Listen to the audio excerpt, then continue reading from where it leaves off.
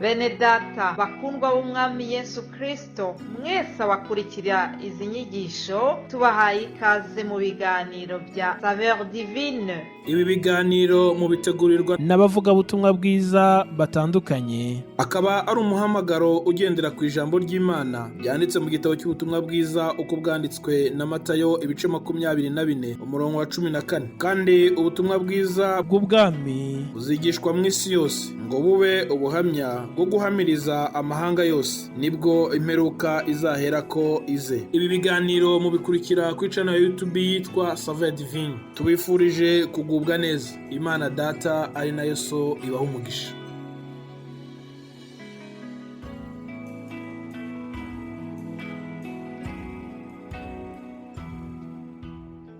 Ndabaramukije bakundwa mu mwami, ndabaramukije inshuti z'umusaraba.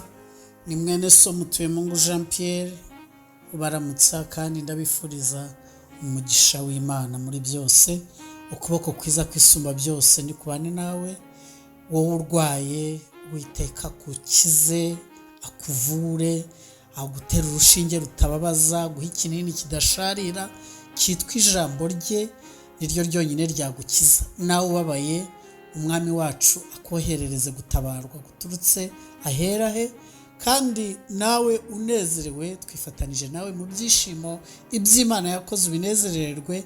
Uwiteka guhaza uburame, kandi impamvu yo kurama nta yindi ni ukugira ngo ubeho uzamamaza imirimo Uwiteka yakoze.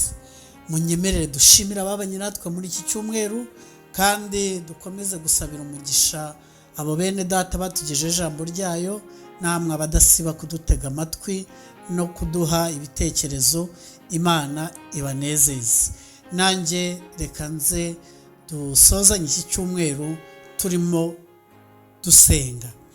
Dusome igitabo cy'Itangiriro ibice 21, aho niho tugiye kuvuga ko Imana ariyo kwizerwa ibihe byose. Dusome umurongo wa mbere. Sara abyara Isaka. Uwiteka agenderera Sara nk'uko yavuze. Uwiteka agirira Sara ibyo yasezeranije. Sara asama inda ya Aburahamu ashaje, babyarana umuhungu igihe Imana yamubwiye kigeze. Umurongo wa 6 aravuga ngo Sara aravuga ati, Imana iranshekeje, abazabyumva bose bazasekana nanjye. Ati, ninde uba warabwiye Aburahamu yuko Sara azonsa abana, ko mubyariye umuhungu nshaje? Imana yabyubaye. N'iri jambo ryo gutangara ryerekana ko Imana ari inyembaraga. Imana irinda ijambo ryayo. Imana ihabwa icyubahiro. Reka dufatikanye kuririmba iki gitero cy'indirimbo kugira ngo dushime Imana. Amasezerano yose uko Imana yatanga yakomejwe n'amaraso y'umwami wacu Yesu. Isi ntibizabaho, ijuru rikavaho, uwizera azabona ayo masezerano. Uwizera azabona ayo masezerano. Nyikiriza uvuge ngo amena cyane aho uri. Imana ikunezeze. Uko ni ukuri. Zaburi ya 25 iravuga ngo siko bizaba mu bamutegereza, nta n'umwe muri bo uzakorwa n'isoni, keretse abava mu masezerano ari nta mpamvu. Reka mvuge ababyeyi babiri, ndavuga kuri Aburahamu na Sara, hanyuma mvuge no kuri Zakariya se wa Yohana n'umubyeyi we n'umugore we Elizabeth. Ari mu gitabo cy'ubutumwa bwiza bwa Luka igice cya 2. Hanyuma mvuge kuri abo bantu babaye inyangamugayo ku Mana, barayikorera. Mvuze Aburahamu kubera ko ari sogokuruza w'abizera, mvuze na Zakariya kuko yari umutambyi mu nzu y'Imana, nongere nshimangire ko guhamagarwa n'Imana no kuyikorera no kuba umutambyi no guhanura n'indi mirimo yose twakora ntabwo bikuraho ko twageragezwa. Kugeragezwa rwose, niba ugeragejwe ntugire ngo ni ibyaha, ntihagire uguciraho iteka. Niba ugeragejwe ngo ntiwinube, ugire ngo Imana ntikuzi. Hahirwa abihanganira ibibagerageza, nibamara kwemerwa, haleluya, nibamara kwemerwa bazambikwa ikamba ry'ubugingo. Kandi impamvu yo kugeragezwa nta yindi, ni ukugira ngo kwizera kwacu kugaragare ko kurushizaho agaciro. Kandi iyo kwihangana kwabayeho, iyo twihanganiye ibitugerageza, kwihangana gutera kunesha, kandi kunesha kukazana ibyiringiro. Ibene ibyo byiringiro ntibidukoze isoni. Imana iguha umugisha. Komera rero, ongera ushikame mu ndwara urwaye, mu kibazo cyose waba ufite kikuremereye, ibitarahinduka n'ibitaratungana.